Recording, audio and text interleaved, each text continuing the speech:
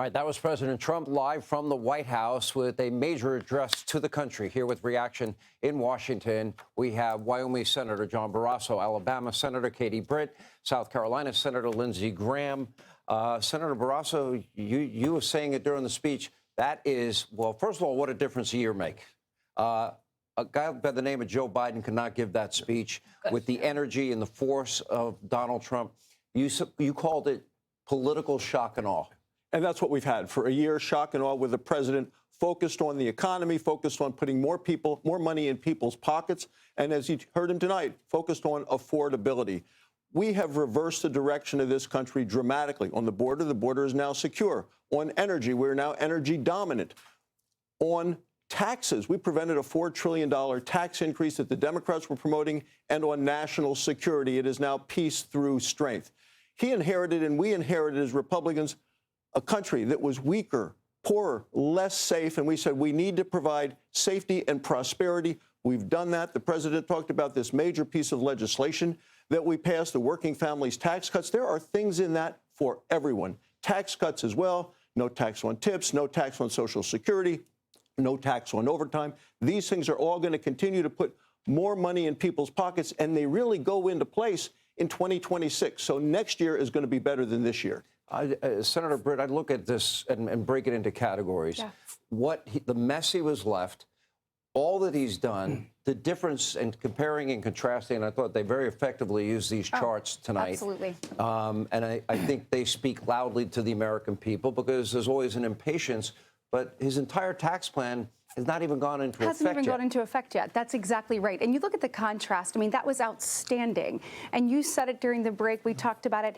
President Otto Penn, that just left office, could have never done that. He very clearly said to the American people, I see you. And look at the things that we've done. What he has accomplished in just these first 10, 11 months is remarkable, but I think more is yet to come. Look, as a parent, I think about this.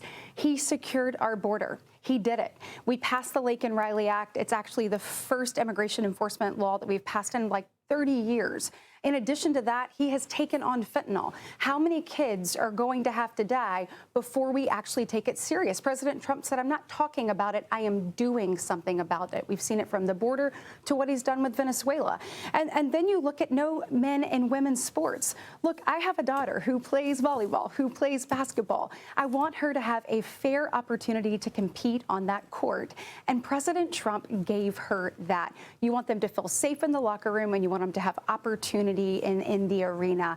And he changed the dynamic on that. Look, we could go on and on. He talked about no indoctrination. We've said we want our kids to be educated, not indoctrinated. He has said our Department of Education is failing our next generation. And he's not just going to talk about it, he's going to do something. And tonight he laid out for the American people not only what he has done, but he has said there is more to come.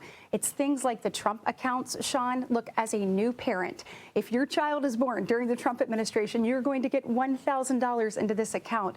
We're already seeing philanthropists step up. We're already seeing different businesses saying, I'm going to do this for my employees. So he is creating this public-private partnership that ultimately is going to allow everyday Americans to achieve the American dream. And having a piece of that and having a piece of hope again, because after the Biden administration, with wide open borders, with total chaos abroad, total chaos, and with parents who felt like the government was in their way, President Trump has changed the dynamic, and it's a good day for our country and more to come.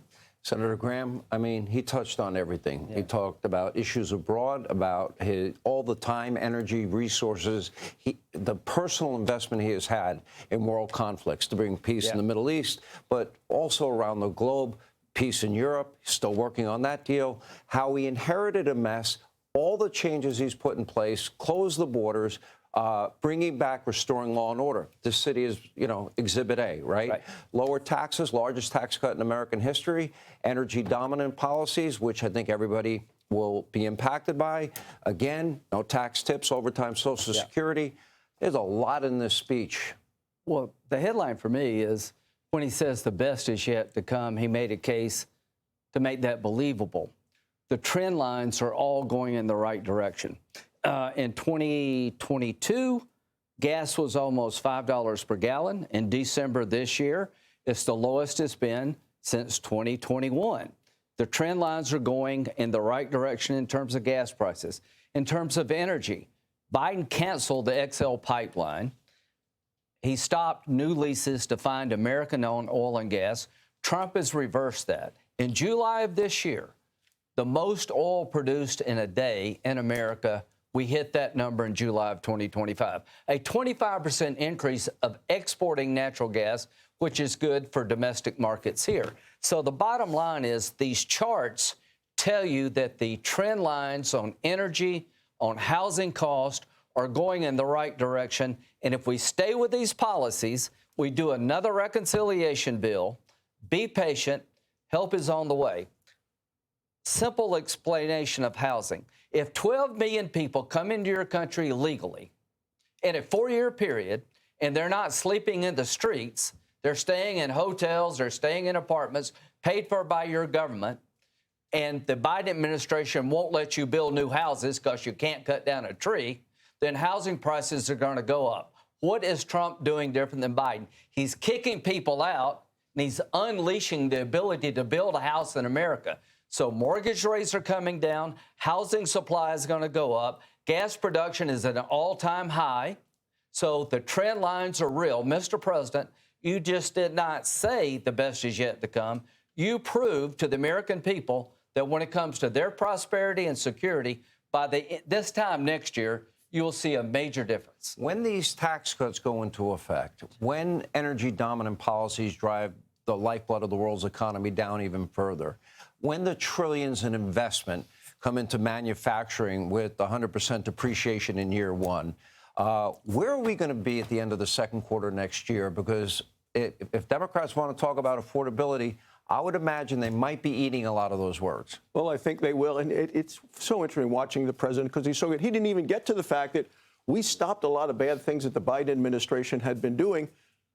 The Biden administration wanted all of us to be force-fed electric vehicles.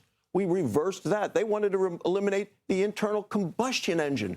So, what we're doing is producing more gas, oil, coal, and energy. The other thing we didn't talk about yet are these warrior dividends. I was overseas at Ramstein Air Force Base for Thanksgiving. I go every year to visit our overseas Wyoming troops for Thanksgiving. This is going to go over very well with the 1.4 million men and women in uniform in Thanksgiving. What, $1,776 for 1,776? 450,000 troops will get that. Look, we're putting more money back in Americans' pockets as a result of President Trump's leadership.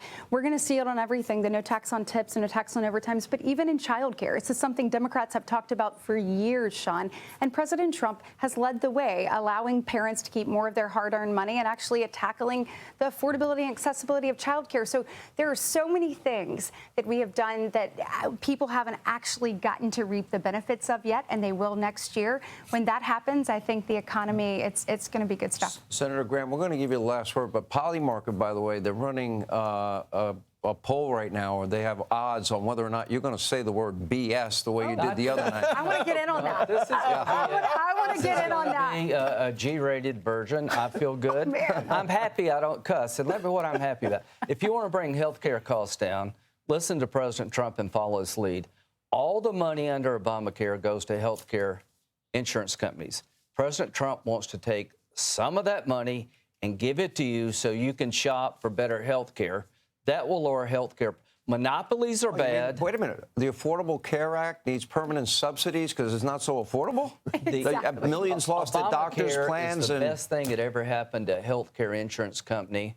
It's the worst thing that ever happened to a consumer. I thank you all. Senator Barrasso, Senator Britt, Senator Graham, thank you all. And by the way, if you were voting that Senator Graham would use that word, you lost money tonight.